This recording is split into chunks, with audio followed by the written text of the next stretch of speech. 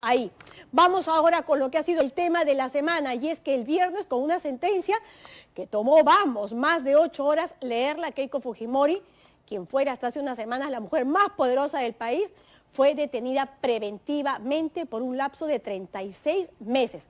3 años. El fallo ha sido reconocido por diversos juristas como legal, incluso a pesar de sus extremos. Marco Vázquez nos explica todos los detalles y los criterios que pesaron.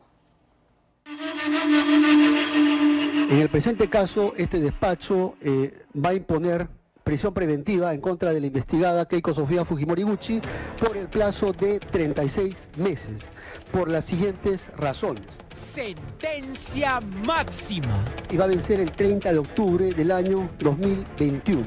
El mandato de prisión preventiva contra Keiko Fujimori era impensable hace solo 25 días. En consecuencia, se impone mandato de prisión preventiva contra la investigada Keiko Sofía Fujimori Gucci por el plazo de 36 meses en la investigación que se le sigue por el delito de lavado de activos agravado en agravio del Estado. Hoy es una realidad polémica que cambia todo el esquema de fuerzas políticas en el Perú. En 3 palabras, ¿cuál es su opinión sobre la resolución?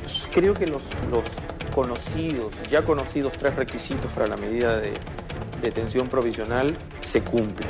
En 3 palabras, la resolución, ¿cómo la ve? Bueno, es discutible, ¿no? Es discutible porque la ley exige 3 requisitos fundamentales que han sido extensamente desarrollados por el Tribunal Constitucional y que no le han hecho caso, ¿no? Es una decisión que se ajusta a derecho. La lectura de las razones por las cuales fue encarcelada me parecen a mí suficientes para tomar una decisión de esta naturaleza. El plazo aceptado de medida cautelar de detención provisional de 36 meses, de 3 años, sí me parece exagerado. Podría decir impecable una decisión con menor plazo o, como dice el tribunal, una posición menos gravosa frente al valor de la libertad, como puede ser una detención domiciliaria. ¿El tiempo le parece prudente? 36 meses. Podría haberse justificado 36 meses, pero también podría haberse justificado menos tiempo. Pero hay una sospecha razonable. Lo que no es razonable es que por eso le den 36 meses. A la luz de los hechos, como vaticinó Panorama, la culpa de la resolución del juez Concepción fue el testigo protegido que, describiendo las acciones del congresista Reátegui, narró las supuestas acciones de la cúpula y entregó los chats La Botica. Han sido fundamentales, han jugado un rol muy protagónico. Sin ellas, sin la versión de los testigos protegidos y sin el chat La Botica, creo que hubiese sido muy difícil sostener una detención preventiva. El chat La Botica, la confesión de Reátegui, es básica ¿en cuánto por ciento? ¿Con cuánto le pondría usted? Yo diría, para lo que el juez ha hecho, un 90%, un 50%. Una resolución política que ha dejado de lado todo lo debatido en audiencia. Concentrarse al final del día el debate en un chat con opiniones políticas, en un testigo protegido no corroborado, dice mucho de que este es un tema político. ¿Cómo se explica la severísima pero legal decisión del juez Concepción Carhuancho? Como hemos explicado desde el caso Humala Heredia, ya sabemos que los 3 requisitos para la prisión preventiva son: 1. Los elementos indiciarios del delito, en este caso lavado de activos. 2. La prognosis de la pena, que no es más que la superación de 4 años en una eventual condena. Y 3. La más importante y definitoria, la que manda, el llamado peligro procesal. El punto más sólido, con el cual bastaría efectivamente para tener completo los requisitos para la medida, es el peligro, en este caso, de obstaculización procesal. Como en el caso de Aportes de Heredia, ella pidió la plata, recogió la plata, guardó y la gastó. Y como eso no sucede precisamente en este caso de Aportes, el juez Concepción Carhuancho, a solicitud de la investigación del fiscal Pérez, desarrolla un aspecto trascendental que responsabiliza y conecta a Keiko Fujimori con lo hecho por sus subalternos. la presunta organización criminal enquistada en el partido. La tesis de la organización criminal al interior nunca será aceptada por la defensa técnica de Keiko Fujimori. Especula, porque no hay un elemento de comisión directo que evidencie que ella hubiera direccionado todo esto en la captación o en el acto propio de lavado. Lo que no cabe en derecho es interpretar las declaraciones de los testigos. Y aquí se ha interpretado yendo más allá de lo que el testigo ha declarado. El juez y el fiscal lo han interpretado y sobre esa base fáctica han hecho una segunda, tercera, cuarta construcción que termina ideando una supuesta organización criminal. Según la defensa, así se hace responsable draconianamente a Fujimori de todo acto irregular dentro de la investigación, con inferencia de que ella tuvo que disponer por ser la líder de la supuesta organización criminal. Construir argumentativamente una organización criminal estructurada sobre la base de la jerarquía conduce a afirmar que es muy probable que los actos relevantes que se realizan tienen que haber sido determinados o conocidos por la cúpula. Digamos, esa es la lógica de una organización criminal. La hipótesis de la organización criminal fue anidada pacientemente por el fiscal Pérez. Fue regada por el testimonio, nuevamente, del testigo protegido 057 y ya grande, fue revitalizada por la verticalidad de órdenes expuesta en los chats de la botica. Pero lo más importante es que la hipótesis sí fue aceptada por el juez Concepción Carhuancho. ¿Esto qué cosa quiere decir entonces? De que estos actos de lavado habrían sido realizados dentro del marco de una presunta organización criminal. No del partido político, sino de esta estructura criminal de facto paralela. Existen elementos de convicción sobre el poder de mando que habría tenido esta investigada sobre esta estructura criminal vertical. Entre ellos tenemos el testigo protegido número 3. También tenemos el chat de la botica que habría puesto de manifiesto que quien daba las directrices. Había una suerte de verticalidad. Si era una organización criminal y ella era la líder, según el juez, todo estaba dicho. Ella, por lo tanto, dispuso. Esa es la palabra que utiliza. Dispuso la recepción del dinero sucio y el lavado. Habría dispuesto pues la recepción de dichos fondos a través de Yoshiyama Tanaka y de Bedoya Kame, conjuntamente con su cúpula, con la cúpula de la organización criminal de facto paralela, es la que habría dispuesto esta recepción del dinero ilícito y la colocación de dichos montos en la campaña presidencial, mediante aportes fraudulentos y actividades, rifas, cócteles, siendo una suerte de maquinadora, autora de una estructura de poder para que otros hagan materialmente esas conductas. Es decir, era el hombre de atrás, para utilizar el término femenino, era la mujer de escritorio que estaba maquinando todo esto para dirigir todo este aparato. De los chats y de la verticalidad y del testigo protegido sale la hipótesis tomada por el juez de organización criminal. ¿Por qué está mal la hipótesis de organización criminal? Porque a lo único que se limita el juez es a decir que en tanto Keiko Fujimori era líder del partido Fuerza Popular, era líder de una organización criminal. Y en base a eso empieza toda una argumentación. Cuando Concepción aceptó la posible organización criminal... En verdad que en el primer tercio de su discurso ya estaba la decisión tomada, ¿no? Y esa tomada respecto a los demás también. Es una crónica de una decisión anunciada. Cuando lo hizo, dio check a Keiko como responsable de los indicios de la nutrida investigación que existe. Pitufeo, prestanombres, tarapoto, rifas, aportantes fantasmas, cócteles, etc. Así ella no lo haya hecho materialmente. Y también dio un check a una pena superior a 4 años. Quedaba el peligro procesal, lo cometa materialmente ella o no, por ser organización. A su vez, lo más importante, el llamado peligro procesal tiene a su vez dos partes, lo que se conoce como el peligro de fuga y lo que mandó en este proceso, la obstrucción a la justicia. A las 3:47 de la tarde del miércoles pasado, Concepción entró a lo definitivo.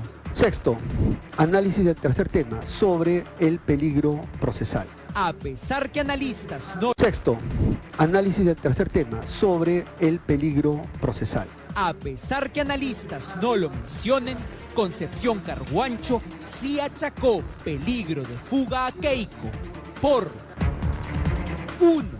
El documento de estrategia de la defensa técnica encontrado en casa de Silva Checa, Del cual interesa destacar dos páginas. Página 10, proponer actos de investigación a fin de dilatar una formalización. 2. Los dichos del testigo sobre una supuesta reunión de Keiko con Inostroza como influencia en la justicia. Sobre lo primero, la defensa dice que es inaudito usar un documento privado interno de defensa en ese sentido. Sobre lo segundo, que Inostroza mismo ha dicho que no se reunió con Keiko Fujimori. Vemos la declaración del señor Inostroza, no testigo de la defensa, testigo de la fiscalía, dice que no conoce personalmente a Keiko Fujimori. Los descargos fueron desestimados por el juez Concepción Carguancho.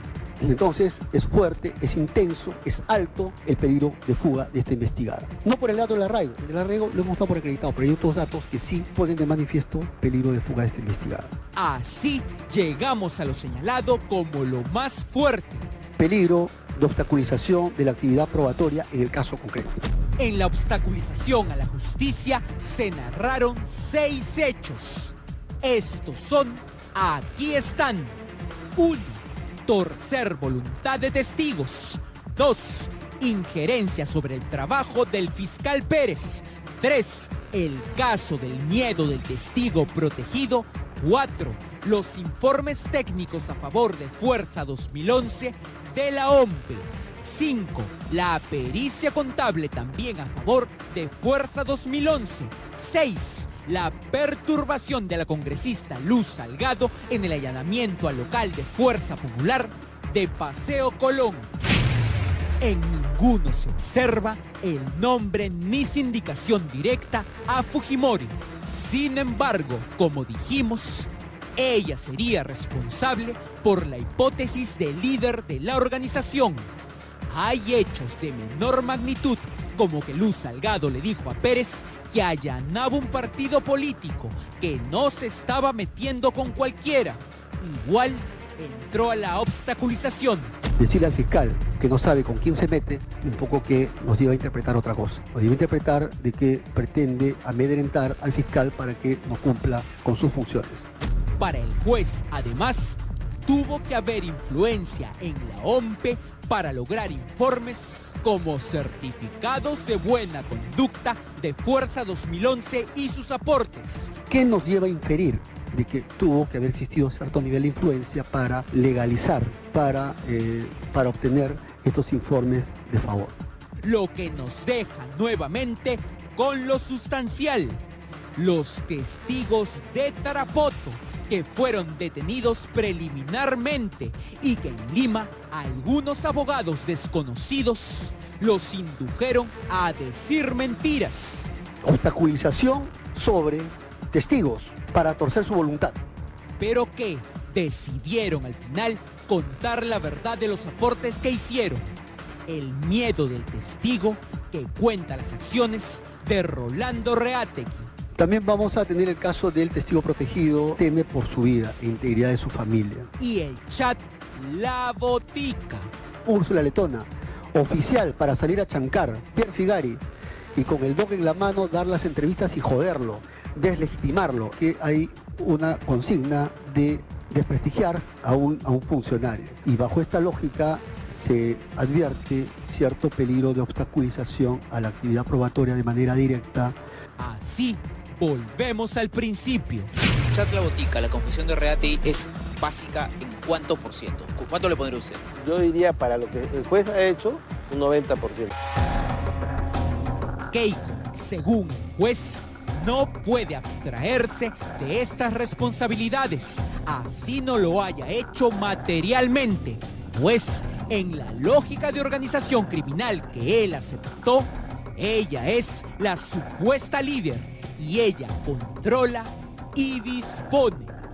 ¿Cómo se puede entender perder la libertad bajo esa probable inferencia? ¿Cómo yo responsabilizo de eso a Keiko Fujimori si ella, de acuerdo a los testimonios que conocemos, no lo hizo? Colegimos que ella es la presidenta del partido y que ergo ella lo hizo. ¿Cómo ese salto constituye peligro procesal? Tomando lo que me dice de la defensa, ¿no? A ver, creo que eso sí, efectivamente, es una inferencia y luego el juez ha considerado que hay un nivel de probabilidad de cómo se maneja la estructura. La estructura estaría evidenciada, incluso en estamentos. Así es. Que se nota con meridiana claridad a partir del chat de Instagram. Sí. Esa verticalidad, que no es cualquier verticalidad, es una verticalidad rígida. No es difícil de imaginar que las cosas se hacen con la anuencia, el asentimiento de esta persona. Ellos podrían decir, oye, pero esta es mi posición política, yo estoy en un chat privado, yo he hablado mi posición política porque yo pienso que sí, pues ese señor nos odia, el fiscal Pérez nos odia, bla, bla, bla, y se fue a México, y yo sí quiero, pues, políticamente sacar su registro migratorio y quiero deslegitimarlo, pues. ¿Por qué esa posición política de algo que yo como político considero injusto contra mi líder, tú lo transformas en peligro procesal? Buena pregunta. Y tienes mucha razón. Ahora, lo político, por ser político, no es que le sea ajeno al derecho penal. Uno judicializa la política porque la política ha desviado a una estructura de comisión de delitos. El adjetivo tan explícito, chancar, deslegitimar, ya implica pasar la línea, aunque sea privado, refleja el acuerdo tomado. Aunque no se materialice, es un acuerdo que ya implica un riesgo de probabilidad de interferencia en el proceso de investigación. Pero cuando ya cruza la línea, tiene relevancia jurídico-penal innegable.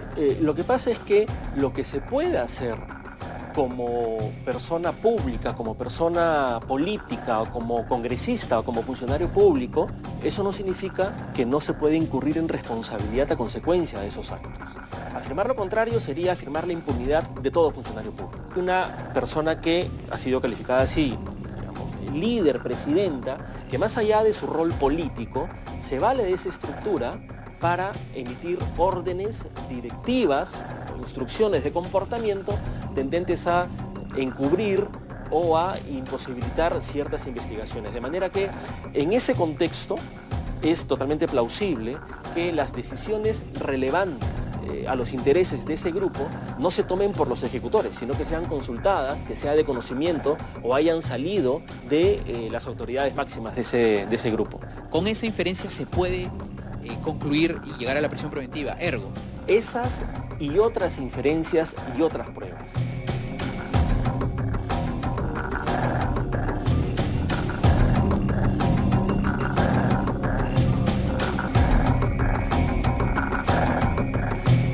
Las diferencias con el caso Heredia o Humala Heredia, a pesar de ser el mismo delito, son notablemente diferentes. En cuanto a tiempo, a los Humala Heredia 18 meses, a Keiko Fujimori 36, al número de personas por las que se pide prisión. En el otro caso, pues era la pareja, la expareja presidencial, como los llamaban, y en este caso, Keiko Fujimori y 11 personas más entre estos asesores, no el hermano ni la mamá que aparecían en esos documentos.